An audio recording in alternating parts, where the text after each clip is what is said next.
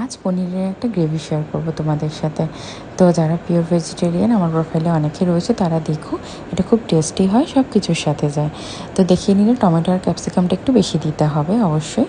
ক্যাপসিকামের যে স্মেলটা সেটাই অ্যাকচুয়ালি এখানে খুব সুন্দর লাগবে।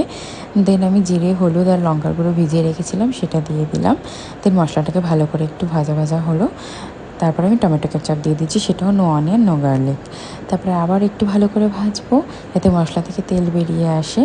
তো দেখো, মশলা থেকে তেলও বেরিয়ে এসেছে। তো আমার এখানে পনিরের থেকে বেশি আলু দেখা যাচ্ছে, বিকজ আমার বাড়িতে পনির কেউ ভালো খায় না তেমন, কিন্তু আলু সবাই খুব ভালো খায়, তাই আমি একটু আলুটা একটু বেশি দিয়েছি আর পনিরটা কম রেখেছি। তো যাই হোক, তো যে কোনো রান্না আমি একটুখানি এইভাবে ঠিক একটু কষিয়ে করতে খুব ভালোবাসি।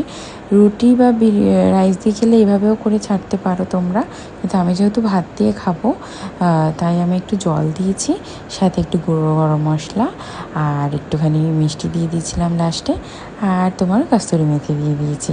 এবার ঢেকে দিলাম। এবার আঁচটা একদম লো করে দেবো। স্টিমে হয়ে গেছে, দেখো কালারটা কি সুন্দর এসেছে। যে কোনো রান্না কালার যদি একটু এরকম পারফেক্ট আসে না, আমার খুব ভালো লাগে পার্সোনালি, কারণ আমরা আগে চোখে খাই, তারপরে পেটে খাই, তাই তো। এবার পরিবেশন করবো। চলো, টাটা।